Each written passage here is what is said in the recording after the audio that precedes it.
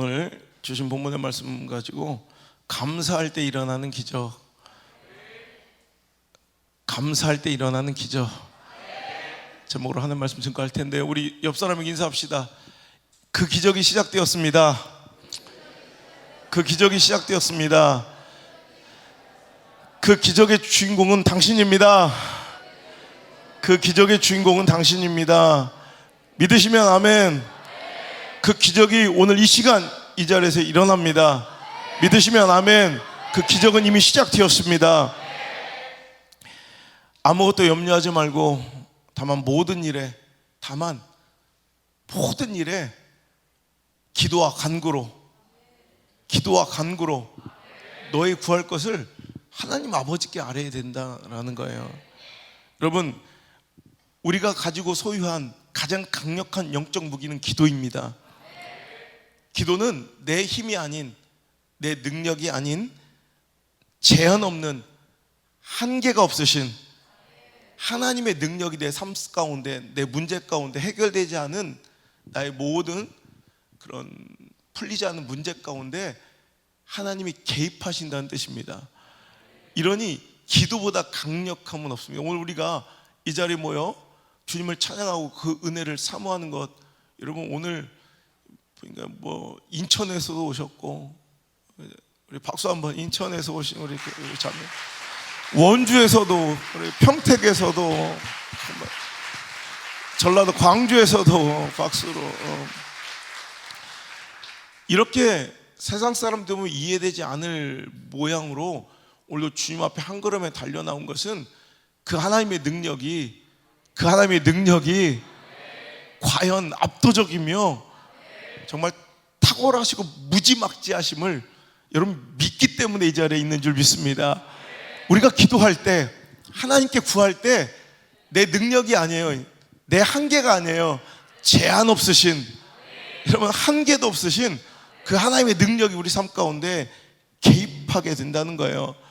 우크라이나가 끝나지 않는 전쟁의 그 참혹함 속에서 세계 각국의 나라들에게 지원을 호소하고 있습니다. 많은 정치, 군사 전문가들 중에 많은 사람들이 이 바이든 대통령의 실수를 언급합니다. 뭐냐면 이 전쟁이 아예 발발되지 않게 할 수도 있었다는 거죠. 러시아가 분명히 우크라이나를 침공할 것이 분명해질 때 상징적인 의미로 소규모의 병력이라도 미군의 병력과 부대를 주둔시켰더라면 키이우에 이 우크라이나에 상징적으로 미군 몇 사람이라도, 다만 소규모의 병력과 부대라도 주둔시켰더라면 러시아는 절대로 미사일을 그렇게 함부로 마구 쏘아대지 못했다는 거예요. 왜? 미군 한 사람이라도 죽으면 미군의 개입으로 직결되기 때문에.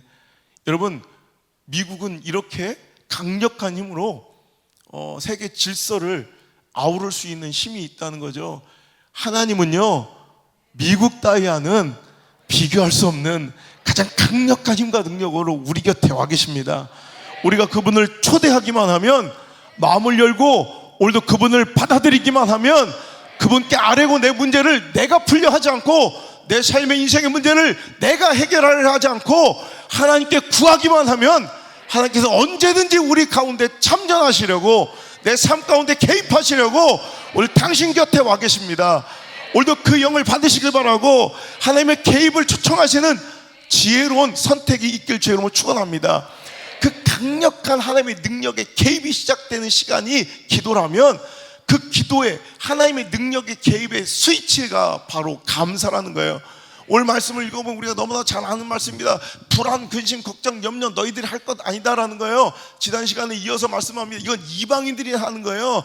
불신자들이 하는 거예요. 하나님의 백성이 아닌, 하나님을 알지 못하는 자들이 하는 거예요. 우리의 옵션은요, 근심과 불안과 염려, 걱정과 두려움이 아니란 말이에요. 기도와 간구를 하는 거예요. 기도와 간구로 하나님께 구하고 아뢰면 하나님이 개입하셔서 내 능력을 초월한, 내 한계를 뛰어넘는 하나님의 능력으로 우리의 삶의 문제를 내가 상상하지도, 내가 계산하지도 못했던 문제의 방향으로 풀어내버리고 단박에 해결해버리고 열어주시고 응답하실 수 있다는 거예요. 그 강력한 하나님의 임재를, 초청을 여러분 가능케 하는 스위치 버튼이 바로 감사라는 거죠. 오직 다만 모든 일에 기도와 간구로 너희 구할 것을 뭐하러? 감사함으로. 정말 중요해요. 감사함으로 하나님 아버지께 아뢰야 된다. 주구장창 기도한다고 여러분, 그 기도에 여러분 그 시간이, 이런 기도의 분량이 능력이 아니라 오히려 기도할 때 하나님 아버지께 감사함으로 나와야 돼요. 여러분, 감사한 하나님께 대한 신뢰거든요. 여러분, 신뢰가 없으면 감사함으로 주님께 구할 수 없어요. 여러분 보세요. 불안과 염려가 근심이 있는데 하나님께 이 문제를 풀어달라 구하고 기도해야 되는데 감사함으로 하여, 여기에 대전제가, 여러분 전제가 깔려 있는 거예요. 아직 문제가 해결됐다 안 됐다, 내 상황이 좋아졌다 안 좋아졌다, 내 환경이 완벽하다 아니다?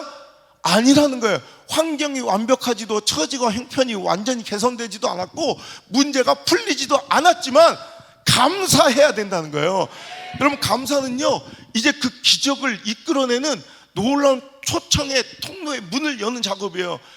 모든 것이 완결되고 완성되고 마땅하고 만족해서 감사하는 것이 아니라, 이거는 저 삼류 성도들의 모습이에요. 근데 그것도 못한 핫제리들도 있으니 문제죠. 좋은 것 주시고 완벽함을 주셔도 거기서도 감사하지 못하는 이 핫제리 인생까지 내가 여기서 막 뭔가 설득할 이런 에너지가, 열정이, 나는 거기다 쏟을 에너지가 없어요.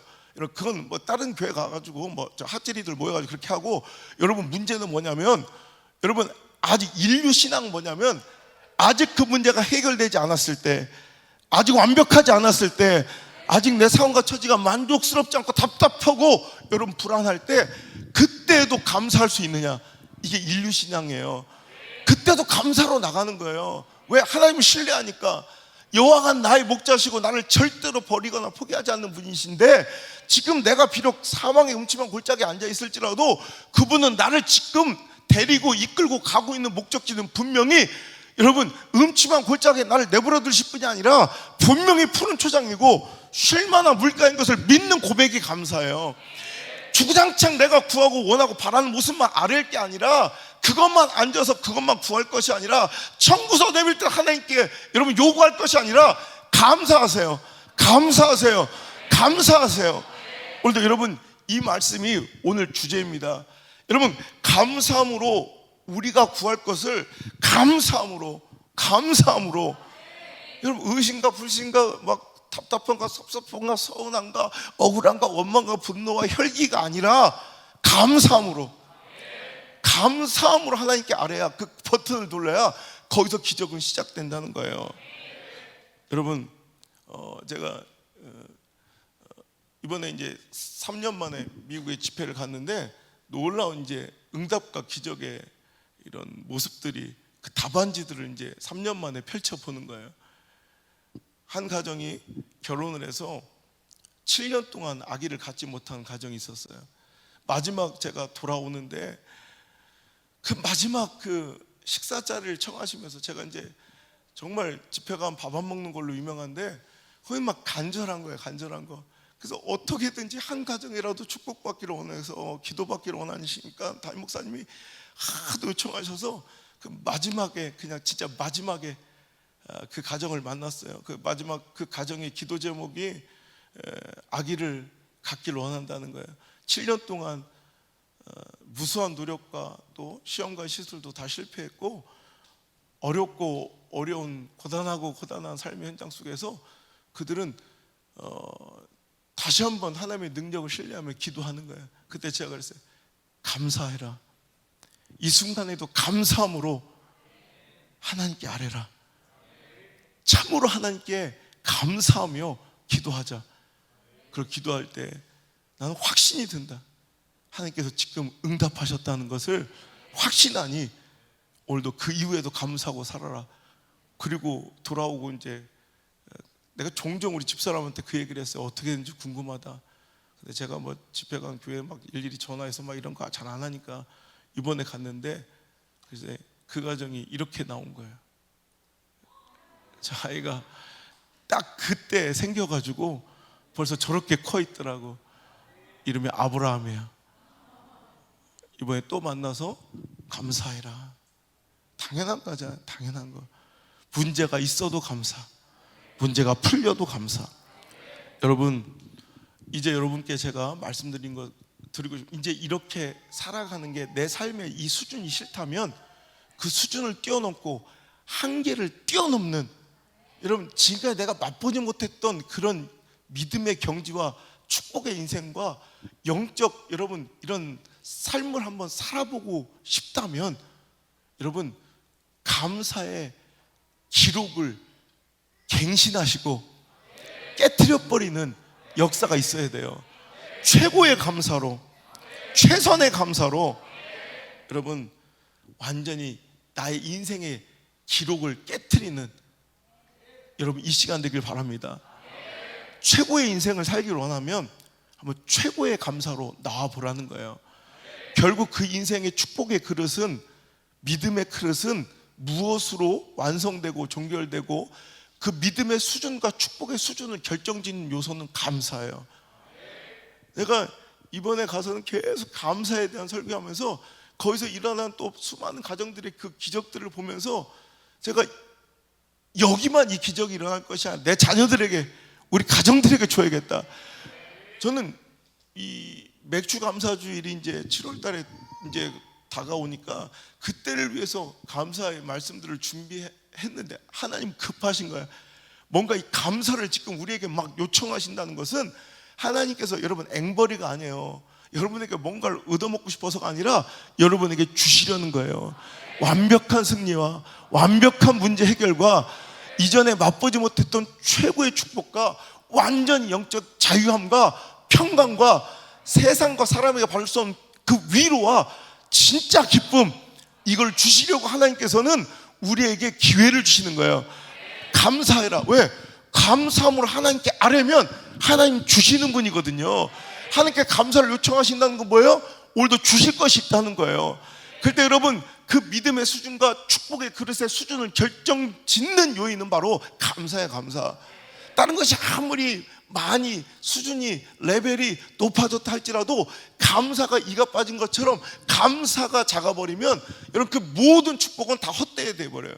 오늘 여러분 우리 미국에서도 이 설교를 하면서 우리 형님 목사님이랑 막 감동 또 은혜를 서로 주고받고 누리면서 그때 이제 나왔던 그림이 바로 이거예요. 한번 그림 보여주세요.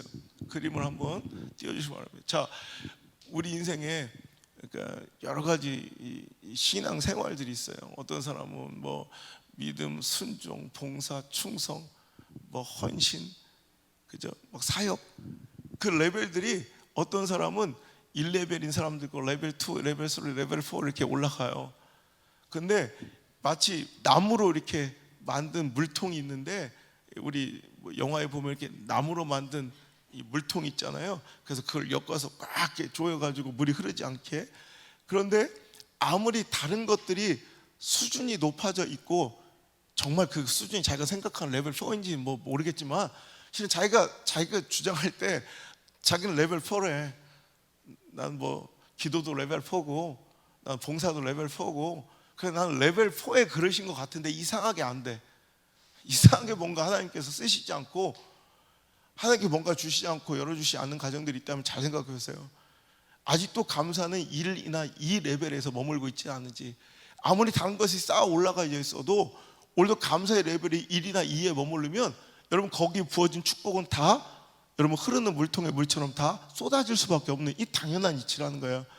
결국 감사가 쌓여야 진짜 축복이고 그 감사의 수준이 믿음의 수준을 결정짓게 된다는 거예요. 여러분 지금까지 여러분은 하나님께 어떤 은혜를 받았는지 기억해 보시고 그에 합당한 어떤 감사를 드렸는지 한번 기억해 보시고 여러분 지금까지 내가 하나님께 할 수 있었던 그 감사의 그 최고의 수준과 경지는 어떤 것이었는지 한번 점검해 보시고 이번에는 브레이크 레코드 그 감사의 기록을 깨트려 버리는 여러분 감사의 기록을 다시 세우는 그리고 그 기록을 언젠가 또 깰 것을 기대하고 소망하는 우리 인생 되기를 간절히 소망합니다. 우리가 별반 상관도 없는 육상 경기도 막 신기록이 깨졌으면 좋겠다고 막 기대. 그 사람이 신기록을 깨든 올림픽 기록을 깨든 나한테 뭐 밥 한 숟갈 갖다 줘요, 뭐 통닭, 치킨, 닭다리 하나를 줘요, 아무것도. 그런데 이상하게 막 기록 깨기를 원해. 자기나 좀 깨. 맨날 그 허접한 수준의 기록으로 평생 가지 말고 여러분 기록을 갱신하셔야 돼요. 내가 지금까지 할 수 있었던 감사는 뭐냐? 그 감사를 깨트리세요. 그 감사의 기록을 갱신하세요. 맨 1,000원짜리 10,000원짜리 이런 감사 말고 정말 내 인생의 최고의 감사를 한번 하나님께 드려버리면 여러분 한번 그때 이루어질 하나님의 놀라운 기적의 역사, 하나님께서 약속하셨잖아요.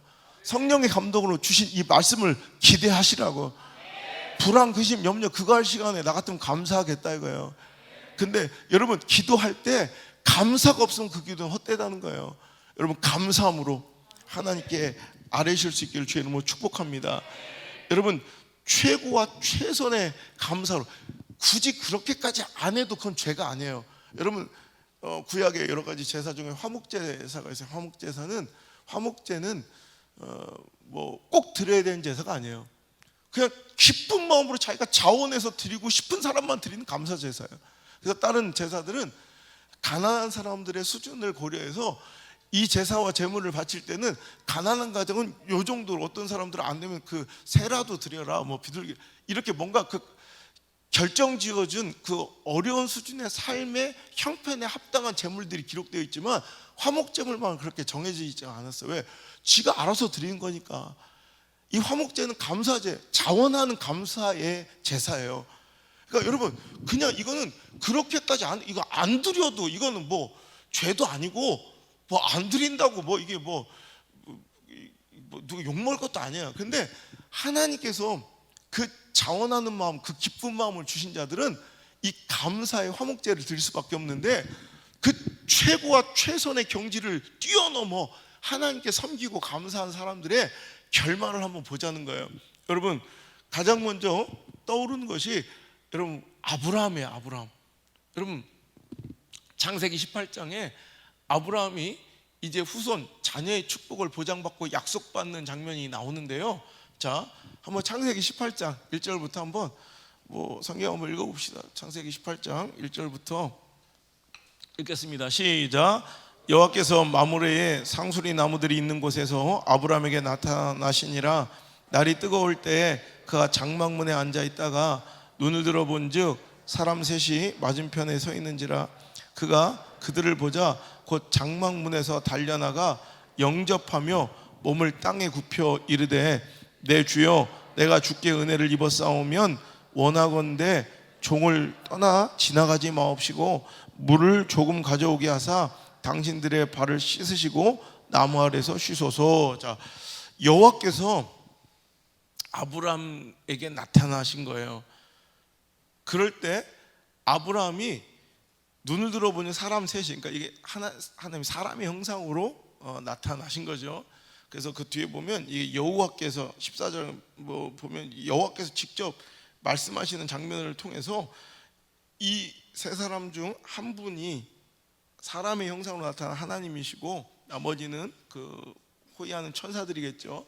자, 하나님이 그에게, 혹은 하나님의 사자들이 그에게 나타나셨을 때, 그에게 찾아오셨을 때 아브라함의 행위를 보라는 거예요. 그가 달려나가 완전히, 여러분 이 유대인들이나 유대인들처럼 유목민들 있잖아. 유목민들은 아주 철저한 그들만의 아주 그냥 룰이 있어요. 이거는 법은 아닌데 자기들만의 생존의 룰이 있어요. 이 사막 지역뿐만 아니라 저 툰드라 지역 있죠. 툰드라 지역의 유목민들도 똑같은 자기들만의 생활의 그 전통의 룰이 뭐냐면, 유목민들은 그냥 안정된 그런 주거 지역이 없이 계속 이동하면서 엄청난 변수와 사고를 당할 수 있는 위험 부담을 자기도 안고 있는 거예요. 그래서 지나가다가 자기와 전혀 상관없는 어떤 사람이든, 하물며 자기 원수일지라도 어떤 어려움에 처한 사람을 만나면 반드시 도와주고, 혹은 이유 불문하고 무조건 그가 쉬고 다시 힘을 충전해 나갈 수 있도록 3일 이상은 무조건 물과 떡을 제공해야 될 이 불물률 같은 자기들만의 법칙이 있어요. 이 툰드라 지역에서도 이 술록을 이 방목하며 또 유목하며 이제 키우는 유목민들도요, 지나가다가 한밤중에 이 썰매가 이렇게 빠져가지고 못 움직이는 썰매를 보니까 갑자기 이 다큐멘터리를 보니까 한 지나가던 어디 우연히 그걸 발견한 그 유목민들이 참 일면식도 없는 사람이에요. 갑자기 그냥 어딜 가. 근데 한 1시간 있다가 돌아와 보니까 막 멀리 가서 나무를 구해온 거예요. 그 썰매 밑에 깔고 막 계속 그 썰매를 끌어내는 작업을 해서 밤을 꼬박 세우고 그들을 도와주고 떠나더라고요. 누구든지 막론하고 자기 장막에 찾아온 지나가는 나그네는 무조건 대접해야 되는데 그냥 떡과 물 정도만 줘서 그가 생존할 수 있게 해주면 되는데, 오늘도 이 아브라함에게 나타난 하나님에 대한 이 아브라함의 섬김을 보라는 거예요. 이거는 그냥 의무감이나 그냥 하는 수 없이 하는 요식행위가 아니라 얼마나 최선을 다하는지. 자, 4절부터 시작. 물을 조금 가져오게 하사 당신들의 발을 씻으시고 나무 아래서 씻어서 내가 떡을 조금 가져오리니 당신들의 마음을 상쾌하게 하신 후에 지나가소서. 당신들이 종에게 오셨음이니이다. 그들이 이르되 내 말대로 그리하라. 자기를 오히려 자기가 섬기는 갑의 위치에 있는 것 같지만 오늘도 절대로 여러분 하나님과 그의 사자들을 대접하고 섬길 때 절대로 아브라함은 자기가 뭔가를 나눠주는 것처럼 뭔가 도와주는 것처럼 동정하는 것처럼 하지 않아요. 깍듯하게 자신을 뭐라고 낮춰요? 종이라고 낮추면서 오히려 섬길 때 뭐 왕을 섬기듯 주인을 섬기듯 이렇게 대접하고 있다는 거예요. 6절 시작. 아브라함이 급히 장막으로 가서 사라에게 이르되 속히 고운 가루 3스아를 가져다가 반죽하여 떡을 만들라 하고, 아브라함이 또 가축대 있는 곳으로 달려가서 기름지고 좋은 송아지를 잡아 하인에게 주니 그가 급히 요리한지라. 아브라함이 엉긴 젖과 우유와 하인이 요리한 송아지를 가져다가 그들 앞에 차려놓고 나무 아래 그들이 먹으니라. 자 보세요. 그가 그냥 대충 그냥 대접해도 될 수 있는 것, 자기가 있는 것으로 대접해도 되는데 고운 가루 3스아를 가져다 떡을 만들었어요. 그리고 그 다음에는 엉긴 젖, 뭐 치즈든지 아니면 뭐 요거트든지 하여튼 그 엉긴 젖과 우유와 하인들이 요리한 아주 기름지고 좋은 송아지를 가축대 가운데서 그냥 아무것도 잡은 게 아니라 가장 좋은 기름지고 좋은 송아지를 잡아다 요리해서 섬기들 하는 거예요. 이건 최고와 최선의 섬김의 상징이에요. 그죠? 이건 의무감이나 그냥 대충 할 수 있는 대로 자기 있는 것 가지고 요식, 자기 상황 처정편에서의 요식행위나 의무감이 아니라 정말 최고와 최선을 상징하는 거예요. 여러분, 그랬더니 어떤 일이 일어나느냐. 자, 9절 이제부터 읽어보시죠. 시작. 그들이 아브라함에게 이르되 네 아내 사라가 어디 있느냐. 대답하되 장막에 있나이다. 그가 이르시되 내년 이맘때 내가 반드시 내게로 돌아오리니 내 아내 사라에게 아들이 있으리라 하시니 사라가 그 뒤 장막문에서 들었더라. 아브라함과 사라는 나이 많아 늙었고 사라에게는 여성의 생리가 끊어졌는지라. 사라가 속으로 웃고 이르되 내가 노쇠하였고 내 주인도 늙었으니 내게 무슨 즐거움이 있으리요. 여호와께서 아브라함에게 이르시되 사라가 왜 웃으며 이르기를 내가 늙었거늘 어떻게 아들을 낳으리요 하느냐. 여호와께서 능하지 못할 일이 있겠느냐. 기한이 이를 때 내가 내게로 돌아오리니 사라에게 아들이 있으리라. 아멘. 그죠? 뭐 뒤에도 읽어보면 하나님께서 막 강권적으로 뭐 그에게 축복하는 장면이 나와요. 여러분, 최고와 최선을 다해 하나님을 섬기고 그 감사를 표현한 가정의 축복을 우리가 보는 거예요.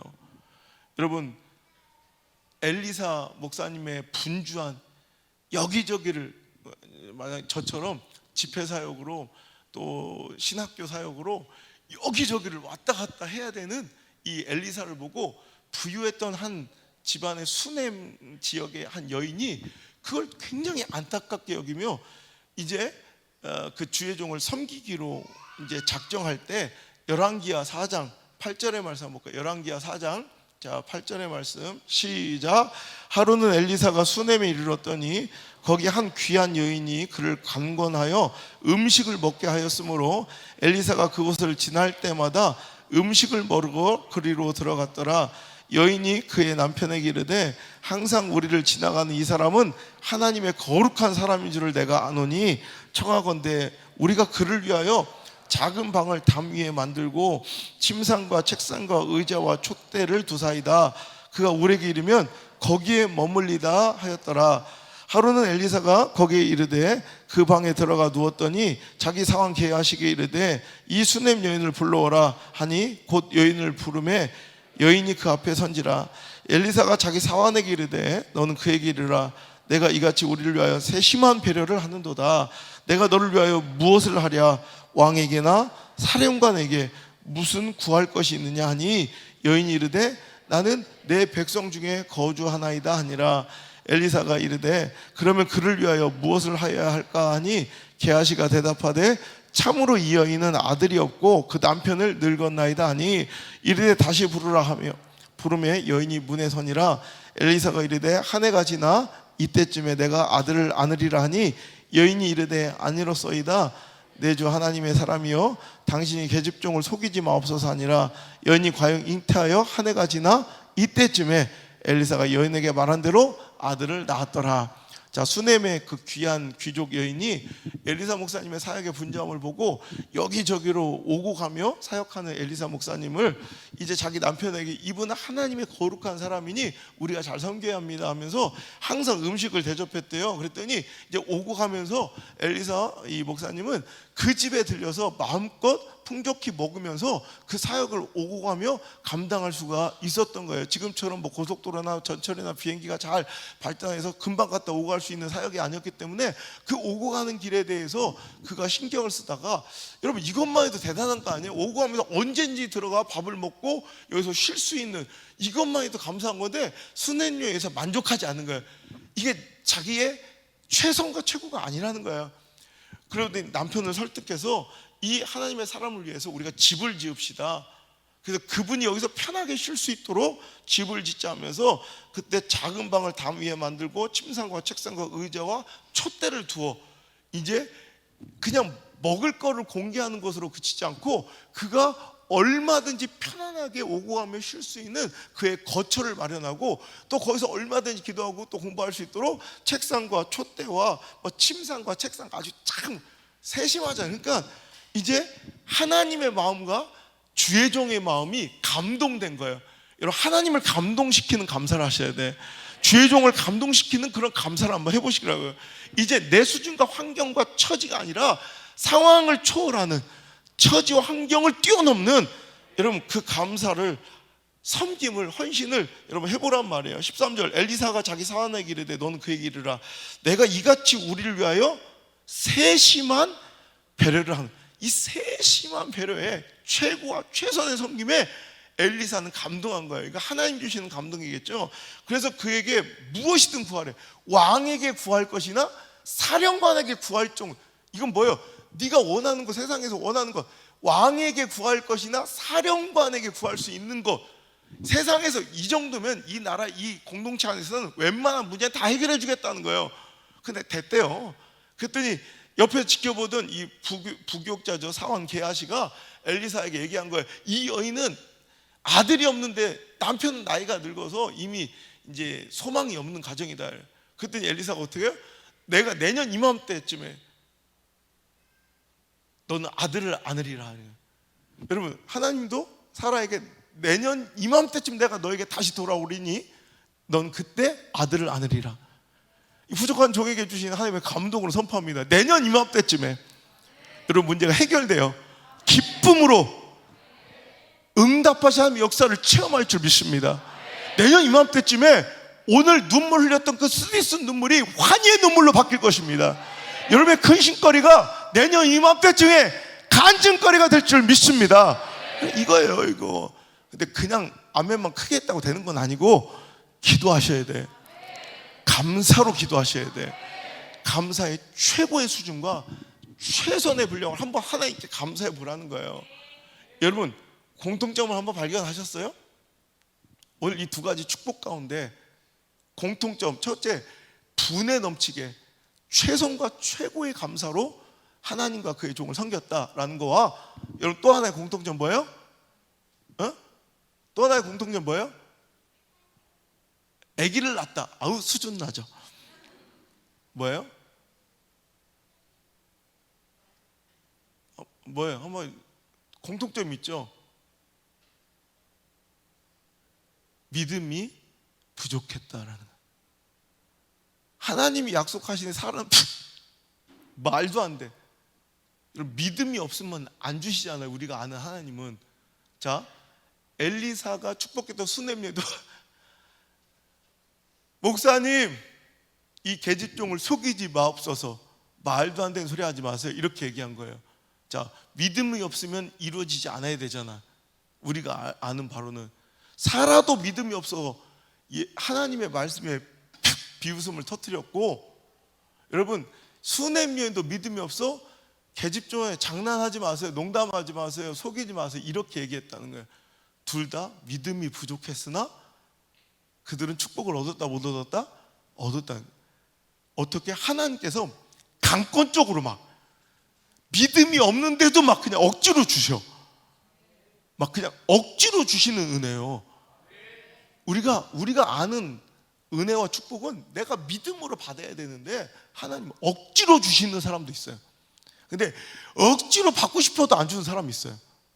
여러분 어떤 감사로 주님 앞에 나올 때, 최선과 최고의 감사로 나올 때 때로는 내 믿음이 부족함에도 하나님께서는 역사해 주실 수 있다라는 거예요. 다윗의 감사를 한 번 더 볼게요. 사무엘하 7장 1절입니다. 자, 한번 찾아 읽어볼게요. 사무엘하 7장 1절. 자, 시작. 여호와께서 주의 모든 원수를 무찌르사 왕으로 궁에 평안히 살게 하신 때에 왕이 선지자 나단에게 이르되 볼지어다 나는 백향목 궁에 살거늘 하나님의 궤는 휘장 가운데 있도다. 자, 스톱. 여기서 왕은 누구예요? 다윗 왕이에요. 그런데 다윗 왕이 왕궁에서 평안히 살게 하신 때, 즉 자기의 근심 걱정과 모든 삶의 문제가 해결되고 평탄하고 평안할 때, 이때도 감사 못하면 이거는 진짜 이건 소망이 없는 거예요. 오늘도 여러분 다윗의 축복은 어디서부터 시작됐냐면 여호와께서 주위의 모든 원수를 무찌르사, 이걸 아는 거예요. 내가 칼 들고 나가 내가 전략 전술 세워서 내 부하들 명령해서 싸워 이긴 것 같지만 여호와께서 내 주위의 모든 원수를 무찔러 주셔서 내가 나된 것이 하나님의 은혜인 줄 고백하는 거예요. 내가 왕으로 궁전에 평안히 살 때 감사하라는 거예요. 여러분 삶의 그 문제들이 당연히 풀린 것 아니고 우연히 풀린 것 아니고, 여러분 오늘도 그 도움과 공급이 당연히 내가 받을 것이 아니라는 거예요. 하나님이 해주신 거예요. 하나님이 공급하신 거예요. 하나님께서 허락하신 거예요. 그럴 때 감사하고 있느냐를 물어보는 거예요. 그는 내가 어찌 이렇게 하나님의 은혜로 궁전에 사는데 여호와의 궤는, 즉 하나님의 말씀, 하나님의 그 성전, 아직도 성막 안에, 휘장, 텐트, 천막 안에 있다는 거예요. 이게 말이 되냐? 누가 시킨 것도 아니에요. 누가 막 여러분 막 건축하자라고 막 목사님이 얘기하고 막 공동회에서 막 통과하고 막 이런 거 아니에요. 그냥 자기가 그냥 감사의 마음이 분에 넘치도록 나온 거야. 하나님께서 나를 오늘 여기까지 이렇게 인도하시고 축복 주셨는데 오늘 이 마음이 여러분에게 들길 바랍니다. 그 더러운 불평 원망 좀 그만 집어치우고, 하나님께서 지금 나를 이렇게까지 살리시고 은혜 베풀어 주셨는데 그간의 은혜가 기억나길 축복합니다. 그간의 감사가 기억나길 축복합니다.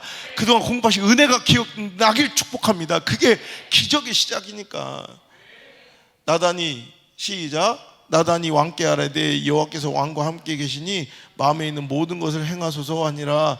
그 밤에 여호와의 말씀이 나단에게 임하여 이르시되 가서 내 종 다윗에게 말하기를 여호와께서 이와 같이 말씀하시되 내가 나를 위하여 내가 살 집을 건축하겠느냐? 내가 이스라엘 자손을 애굽에서 인도하여 내던 날부터 오늘까지 집에 살지 아니하고 장막과 성막 안에서 다녔나니 이스라엘 자손과 더불어 다니는 모든 곳에서 내가 내 백성 이스라엘을 먹이라고 명령한 이스라엘 어느 지파들 가운데 하나에게 내가 말하기를 너희가 어찌하여 나를 위하여 백향목 집을 건축하지 아니했느냐고 말하였느냐. 자, 여기까지. 난 지금까지 누구에게도 내 집 져달라고 얘기한 적도 없고 내가 한 번도 누구한테 명령한 적도 없는데 이 말씀 뭐냐면, 넌 왜 이렇게 뭐 오지랖 넓냐 이런 게 아니라 네가 과연 처음 그 고백을 하였구나. 이런 분들이 있어요. 시켜도 안 하는 사람, 하나님 명령해도 안 하는 사람들 있지만 시키지 않아도 스스로 마음의 감동으로 뭔가를 시작한 사람들이 있어요. 이게 기적이에요. 우리의 인간의 상황, 처지, 형편, 이건 뭐 내 계산으로는 도저히 안 돼. 하나님이 감동하셔서, 성령님이 감동하셔서 내 안에 주인이 그분이 되셨을 때만 나오는 일들이에요. 누가 시키거나 뭐 강요한 것도 아니에요. 자, 그랬더니 하나님께서 기쁘신 거예요. 자, 8절 시작. 그러므로 이제 내 종 다윗에게 이와 같이 말하라. 만군의 여호와께서 이와 같이 말씀하시기를, 내가 너를 목장 곧 양을 따르는 데서 데려다가 내 백성 이스라엘의 주권자로 삼고 내가 가는 모든 곳에서 내가 너와 함께 있어 내 모든 원수를 내 앞에서 멸하였은즉 땅에서 위대한 자들의 이름같이 내 이름을 위대하게 만들어 주리라. 내가 또 내 백성 이스라엘 위하여 한 곳을 정하여 그를 심고 그를 거주하게 하고 다시 옮기지 못하게 하며 전과 같이 그들을 해하지 못하게 하여 전에 내가 사사에게 명령하여 내 백성 이스라엘 다스리던 때와 같지 아니하게 하고 너를 모든 원수에게서 벗어나 편히 쉬게 하리라. 여호와가 또 내게 이르노니 여호와가 너를 위하여 집을 짓고 내 수완이 차서 내 조상들과 함께 누울 때 내가 내 몸에서 내 씨를 내 뒤에 세워 그의 나라를 건고하게 하리라. 그는 내 이름을 위하여 집을 건축할 것이요 나는 그의 나라의 왕위를 영원히 견고하게 하리라. 아멘. 자, 보세요. 1절에 여호와께서 주위의 모든 원수를 무찌르사 왕으로 궁에 평안히 살게 하셨을 때에 이 영광을 도적질하거나 무덤덤하게 지나치지 아니하고 그는 스스로 하나님께 최고와 최선의 감사로 오늘도 하나님께 그 성전을 지어드리기로 오늘도 다짐하고 결단. 이게 어쩌면 자원하는 기쁨의 감사의 제물이에요. 그랬더니 하나님께서 뭐라고 하시냐면, 자 8절 다시 이제 내 종 다윗에게 이같이 말하라. 만군의 여호와께서 이와 같이 말씀하시기를 내가 너를 목장 곧 양을 따르는 데서 데려다가 내 백성 이스라엘 주권자로 삼고. 자, 이게 지금까지 그 은혜를 또 이야기해요. 자, 이게 하나님의 은혜였다는 거예요. 네가 여기까지 온 것 내가 했다는 거예요. 내가 가는 모든 곳에서 내가 너와 함께 있어 네 모든 원수를 내 앞에서 멸하였은즉 내가 해줬다는 거예요. 너는 그걸 기억하고 알았구나라는 거예요. 자, 언제?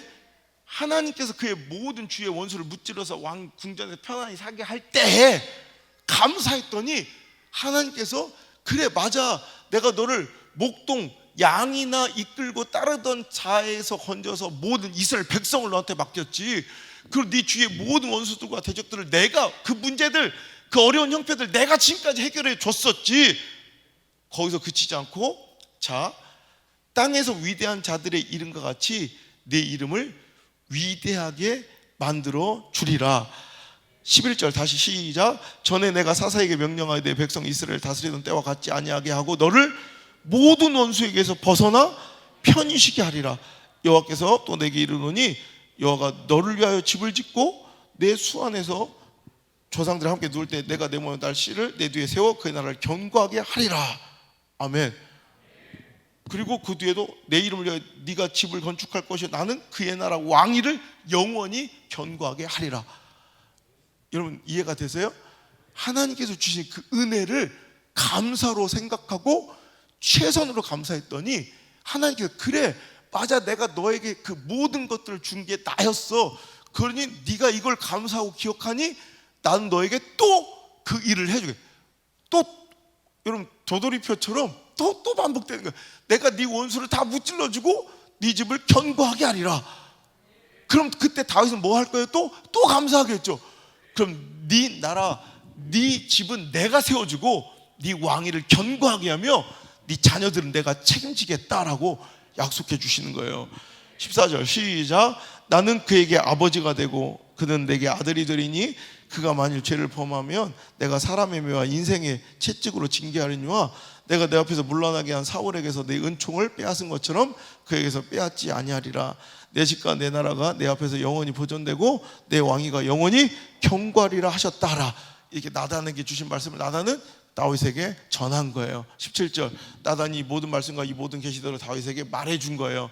그러자 어떤 일이, 자, 난 이상하게 오늘은 요 전에 알았던, 제가 매일 늘 이렇게 은혜 받았던 이 구절이 아니라 이 고백을, 이 설교를 들은 거죠. 어쩌면 다윗의 입장에서는 하나님은 나단에게 말씀하세요. 그럼 나단이 이거를 전해준 거예요. 다윗에게. 했더니 다윗이 그 목사님의 설교를 들은 그 하나님의 약속이잖아. 어떻게 보면 지금 일어난 일이 아니라, 사건이 아니라 하나님이 목사님을 통해서 그에게 주신 말씀의 선포고 그냥 약속이었을 뿐이에요. 근데 그가 이렇게 반응합니다. 저는 여기서 엄청 울었네. 시작. 다윗의 왕이 여 앞에 들어가 앉아서 이르되 주 여호와여, 나는 누구이오며 내 집은 무엇이기에 나를 여기까지 이르게 하셨나이까. 주 여호와여, 주께서 이것을 오히려 적게 여기시고 또 종의 집에 있을 먼 장래일까지도 말씀하셨나이다. 여러분, 귀하지 않아요? 하나님, 나 같은 게 뭐라고? 그래서 오늘 제가 아까 그 찬양을 부른 거예요.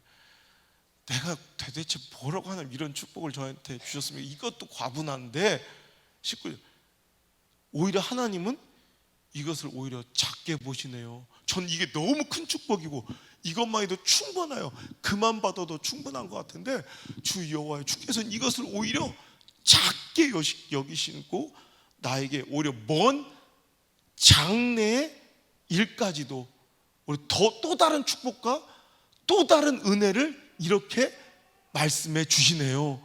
또 약속해 주시네요. 그러면 또 감사해요.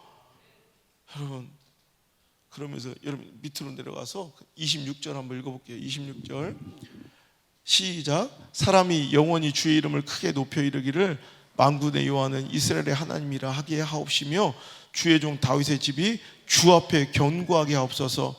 만군의 여호와 이스라엘 하나님이여, 주의 종의 귀를 여시고 이르시기를 내가 너를 위하여 집을 세우리라 하셨으므로 주의 종이 이 기도로 주께 간구할 마음이 생겼나이다.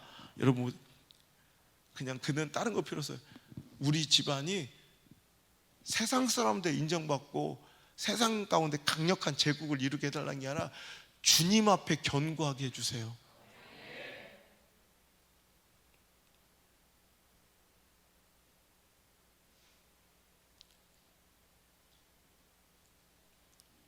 만군의 여호와 이스라엘 하나님이 이 종의 귀를 여시고 이르시기를 내가 너를 위하여 집을 세워주리라 하신 게 들린 거예요. 하나님 말씀이, 약속이 들리는 게 축복이에요. 영적인 귀가 막힌 사람들은 어떤 오늘 새벽 말씀처럼, 그죠? 하나님 말씀에 반응하지 않고 순종하지 않고 오히려 대적하고 반발하고 반박하며 하나님 말씀에 오히려 충돌하여 깨질 때 통렬한 회개 대신 극단적 반감으로 나서 소망 없는 인생으로 사그러지고 파괴되고 파멸해요. 다윗은 하나님이 자기 귀를 열어주신 걸 아는 거예요. 주의 종의 귀를 하나님이 여시고 이르시기를 내가 너를 위하여 집을 세우겠다 하셨으므로 저도 용기를 내요. 내가 이 감동돼요. 하나님이 우리 집을, 우리 집안을, 내 가정을, 내 자녀를 책임져 주시겠다 하시니 저도 이 기도로 주께 간구할 마음이 생기네요. 저도 하나님께 감히 이제 이렇게 아뢰며 나갈 수 있겠네요. 28절 시작. 주 여호와 오직 주는 하나님이시며 주의 말씀들이 참되시니이다. 주께서 이 좋은 것을 주의 종에게 말씀하셨사오니 이제 청하건대 종의 집에 복을 주사 주 앞에 영원히 있게 하옵소서. 주 여호와께서 말씀하셨사오니 주의 종의 집이 영원히 복을 받게 하옵소서 하니라. 아멘. 이 고백이, 이 복이 여러분의 가정과 여러분 자녀들의 복이 되길 주의 이름으로 소망합니다. 부족한 종에 허락하신 축복의 모든 권세를 모두 여러분을 축복합니다. 오늘 여러분, 하나님이 이 말씀을 당신의 말씀으로, 당신을 향한 하나님의 음성으로 들려주셨다면 오늘도 이 기도로 하나님께 나올 간구할 마음이 생기길 바랍니다. 다른 거 필요 없습니다. 주님의 말씀이 참되십니다. 주님께서 이 좋은 말씀을 나에게 주셨고 이 약속을 나에게 주셨으니 저는 이 약속을 믿습니다. 이제 청하건대 다른 거 다 필요 없어요. 저는 이 말씀 하나면 주님만 붙들면 다 된다는 것을 인정합니다라는 거예요. 주의 종의 집에 복을 주사, 이게 복이라는 거죠. 주 앞에, 그 은혜 앞에, 성령의 임재 앞에, 압도적인 밀물과 같은 하나님의 놀라운 역사 앞에 우리 가정이 영원히 있게 하옵소서. 여러분, 감사는 계속 이렇게 반복되는 거예요. 제가 늘 얘기하죠. 감사는 또 다른 감사의 예약이에요. 스스로 그 감사를 종결시켜버리거나 끊어내지 않길 바랍니다. 감사할 일이 있고 은혜를 받았으면, 제가 맥주 감사절에도 또 이제 막 감사에 대해서 지금 설교를 계속 하고 싶어요. 그게 당연한 거 아니에요. 누가 당신을 그렇게, 여러분 저는 뭐 말할 것도 없죠. 누가 당신을, 누가 나 같은 것을, 여러분 누가 당신 같은 사람을 하나님의 은혜 아니고서야 이렇게 보살피시고 챙기시며 공급하시고 도울 마음 주셨겠습니까? 그 사람이 대단한 게 아니고 하나님이 당신을 기억하신 거예요. 포기하지 못하신 거 아직까지는. 근데 그 감사와 은혜를 받고도 그따위로 행하며 감사를 끊어, 또 다른 감사가 이어져야 하는데, 다른 사람, 여러분 여기서 유치가 끝나면 안 돼. 감사하면 또 다른 감사가 이어진다. 아이, 됐어. 이것도 믿는다면 이것도 믿으셔야 돼. 감사가 또 다른 감사를 예약해서 감사가 계속 이어지는, 다윗처럼 이어지는 감사가 된다면 또 거꾸로, 그렇다면 불평은 또 다른 불평의 씨앗이에요. 감사가 또 다른 감사의 예약이 된다면 오늘 감사하면 이미 다음 감사가 예약된 거예요. 다윗처럼 그 감사가 찾아와요. 또 감사하면 더 큰 감사가 또 예약이 돼요. 그 가정과 그 삶의 입술에서는 감사의 고백이 끊이지 않는 가정이 돼요. 자, 이제 불평해 보세요. 원망해 보세요. 자, 어떻게 되나 보여요. 불평은 또 다른 불평이 시작되는 딱 씨앗이 뿌려진 거예요. 불평할 일 또 생기고, 여러분 섭섭할 일 또 생기고, 망할 일 또 생기고, 여러분 주저앉을 일 또 생길 테니까 보세요. 이게 하나님의 통치 스타일이에요. 어길 수 없는, 한 번도 예외가 없는, 감사하셔야 돼요.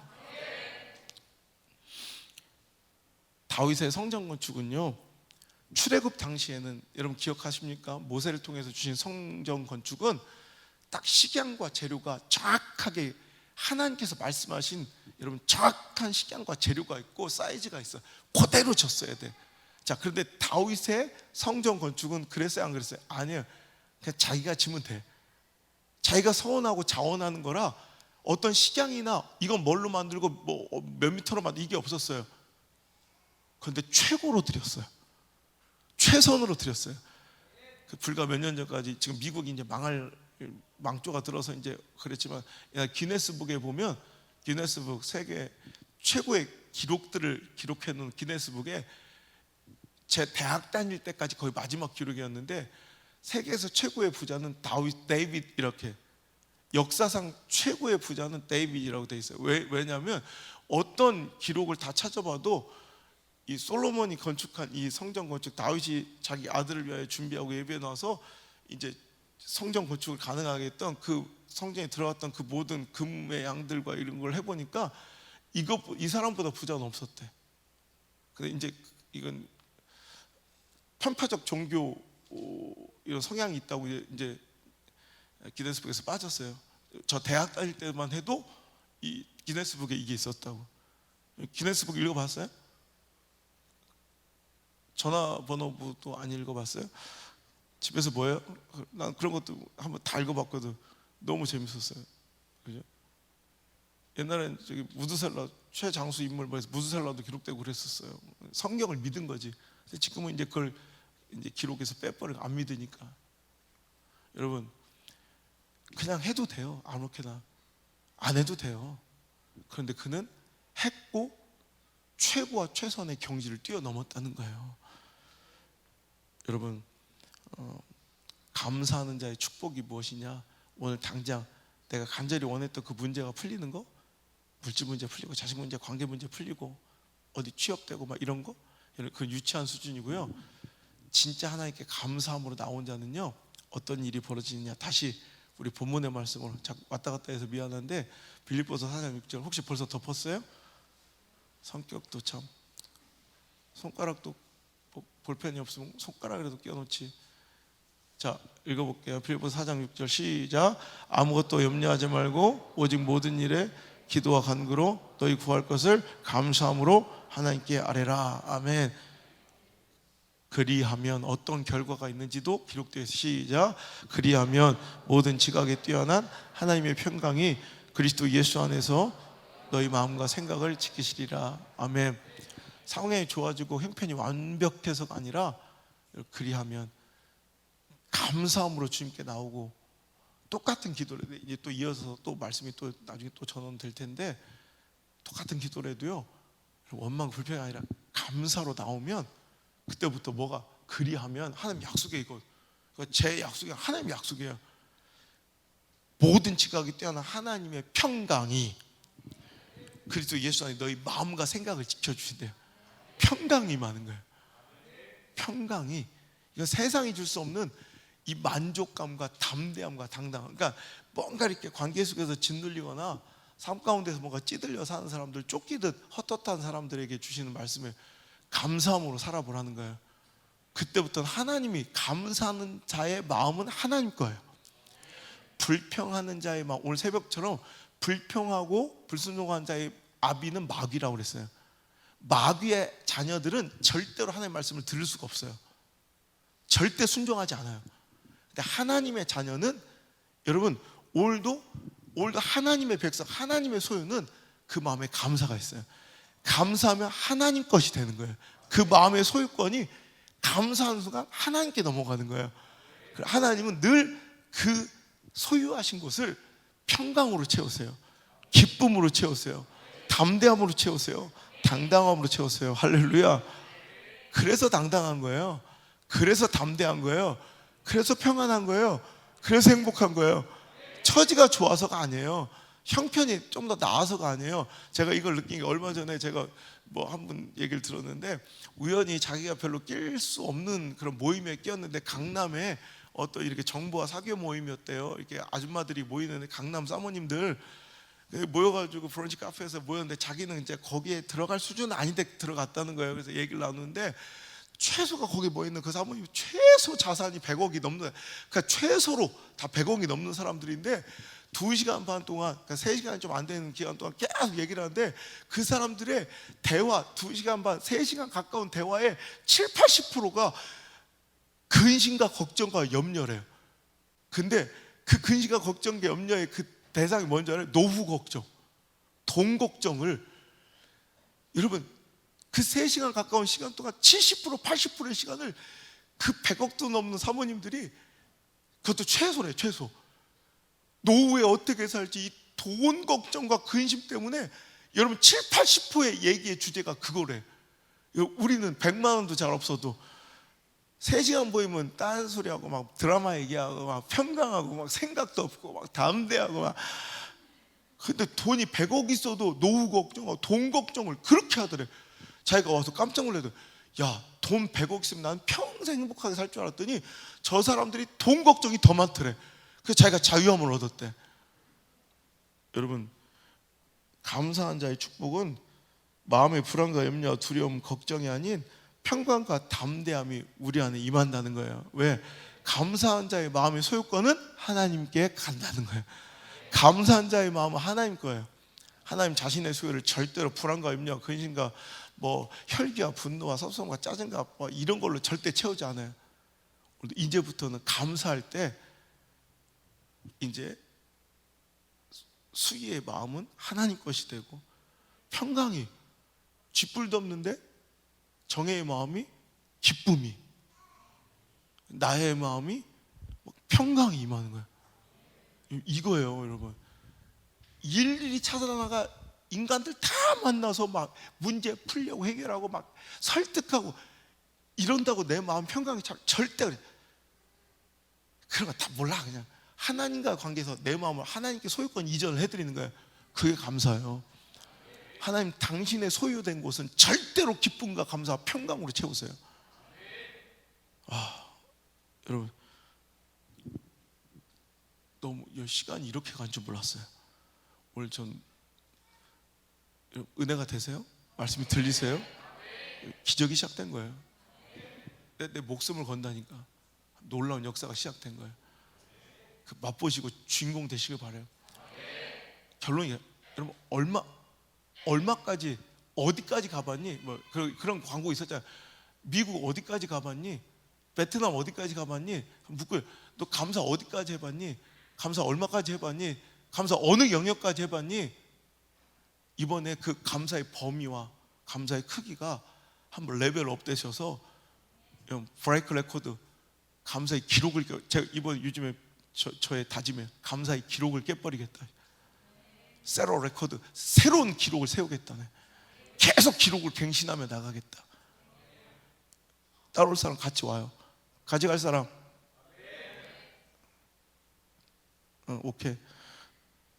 여러분, 그때 하나님 평강이 여러분 임하는 걸 느끼게 될 것이고, 여러분 아무리 믿음이 없고 부족하고 찐따 같아도 내년 이맘때쯤에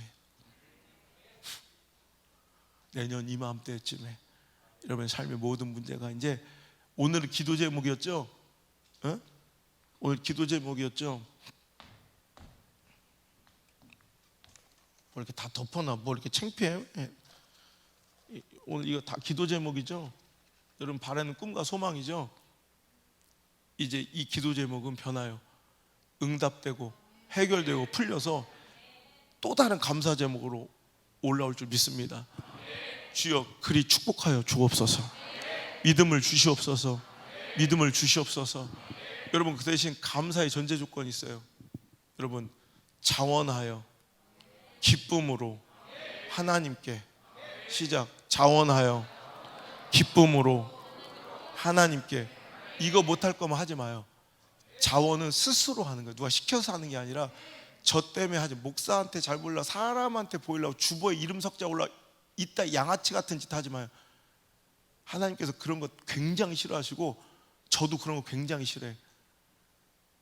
여러분, 자원해야 되고 기쁨이 있어야 돼. 자원하는 마음이 있어도 기쁨이 없어 하지 마요. 그리고 하나님께 하세요. 제발 사람에게 보이려고 인정받으려고 하지 말고, 그럼 사람은 인정도 안 해. 기억도 못해. 나는 기억력도 없어. 그런 거 다 누가 뭐 이런 거 다 기억도 안 해. 하나님께 하시고 기쁨으로 하시고 자원하실 수 있으면 여러분 이번에 감사의 기록을 깨버리고 오늘도 하나님의 놀라운 그 은혜의 역사가 우리에게 임하는 것을 한번 보시길 바라요. 이 말씀이 또 안 들리고 불평하고 원망하며 사시면 이제는 감사는 또 다른 감사를 예약할 것이고, 불평과 원망은 또다시 불평과 원망의 삶을 계속 뿌리내려서 내 삶과 내 자녀들의 인생을 똑같이 망칠 테니 불평하지 마시고 원망하지 마시고, 그것 때문에 망해버렸던 이스라엘 백성의 그 실패의 자취를 쫓는 자들이 아니라 우리 오늘 새벽 설교처럼 믿음의 자취를 쫓는 영적 아브라함의 자손들 되시기를 주의 이름으로 축복합니다. 찬양합시다. 무엇이 행복입니까? 오늘도 사랑하는 그분께 여러분 내 작은 삶을 바치고 싶은 마음이 있는 것 자체가 행복이고 가장 큰 기쁨이고 평강임을 믿으시면 다 같이 찬양하며 고백합니다.